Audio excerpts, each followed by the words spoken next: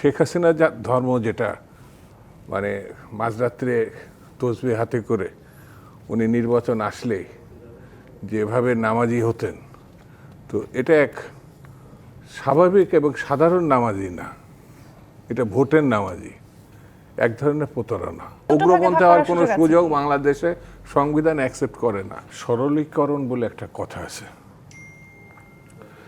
চোর, ডাকাত, খুনি, লুটেরা, বদমাইশ এরা কিন্তু মানুষ, কিন্তু এদের কাজ কামের উপর নির্ভর করে চোর, ডাকাত, খুনি, লুটেরা বলা হয়। আবার আরেকজন নামাজি বলা হয় তার ব্যক্তিগত চরিত্রের বৈশিষ্ট্যের কারণে।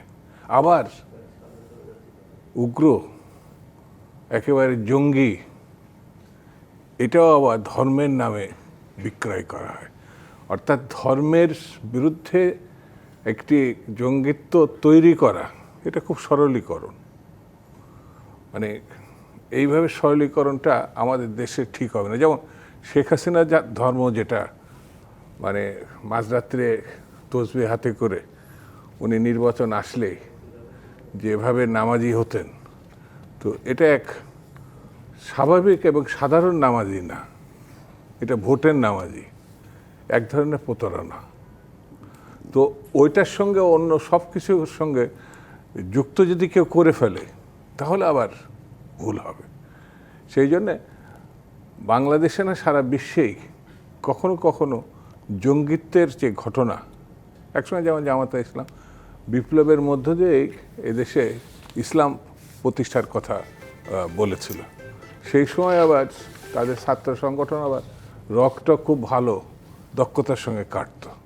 পরে তারা আবার গণতান্ত্রিক রাজনীতিতে যখন ফিরে এসছে, ভোটের রাজনীতি ফিরে এসছে, আমেরিকান এমবেসি যখন তাদেরকে মডারেট ইসলামিক হিসাবে চিহ্নিত করছে, তখন রক্কাটা কমছে, আবার গণতান্ত্রিক ধারায় এই রাজনীতিটা আসছে। জামাতি সব কিন্তু ইসলামপন্থী না, এখানে একাধিক ইসলামপন্থী দল আছে, তাদের নিজস্ব বয়ান আছে, নিজস্ব লক্ষ্য আছে, নিজস্ব রাজনীতি আছে, কিন্তু ইসলাম ভিত্তিক একটি ধারণা সবগুলোর মধ্যে আছে। এবং তারাও তো এবার নির্বাচনের আগে বলেছেন যে তারা ধর্মভিত্তিক সব রাজনৈতিক দলের ভোট এক বাক্সে আনতে চাইছেন। হ্যাঁ, এটা বলছেন। মাঝে একটা 11 দলীয় ফ্রন্ট করারও চেষ্টা হয়েছিল, পরে ইসলামী আন্দোলন সম্ভবত এই ফ্রন্ট থেকে বেরিয়ে গিয়ে তারা এককভাবে নির্বাচন করছে। অর্থাৎ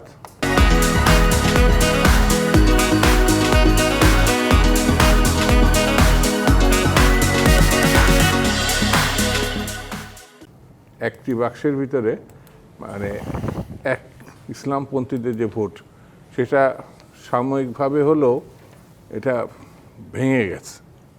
তো যাই হোক, হয়তো ভবিষ্যতে আবার, যেহেতু নির্বাচনে এখনও সময় বাকি আছে, কি হবে সেটা এখনই মন্তব্য আমি শেষ করছি না, তবে তারা চেষ্টা করছে। এটা তো করতেই পারে, নির্বাচনকালীন সময়ে ঘটনাগুলো তো ঘটতেই পারে। তো সেই কারণে এটা যার যে রাজনীতি, তাদের কৌশল, তাদের ভূমিকা, তাদের প্রচারণা, নির্বাচনকালীন সময়ে মানুষকে কনভিন্স করে একটা জায়গায় নিয়ে যাওয়া।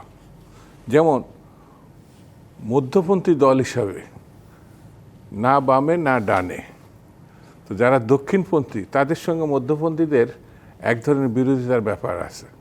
তারা যদি দক্ষিণপন্থী না হয় তাহলে তো মধ্যপন্থী হতো অথবা বামপন্থী হতো। তো তারা যে অন্যায় করছে তা নয়, এই রাজনীতি তাদের ব্যাখ্যা আছে, তাদের লক্ষ্য আছে, স্বাভাবিক কারণ তারা চিহ্নিত। যেমন আপনি যদি ইসলাম হঠাৎ করে এখানে আসো না, এবং ইসলামের রাজনীতিও এখন না।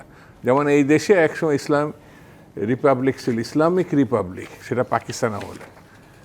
তাদের যে ভূমিকা ইসলামিক রিপাবলিকের নামে 71-এ যে ভূমিকা, সেই ভূমিকাটা সামনে আসলে পরে তারা বিব্রত হয় এবং ভীষণ রকম সেটা তারা সহজে নিতে পারে না, এই রাজনীতির সঙ্গে যারা যুক্ত ছিল।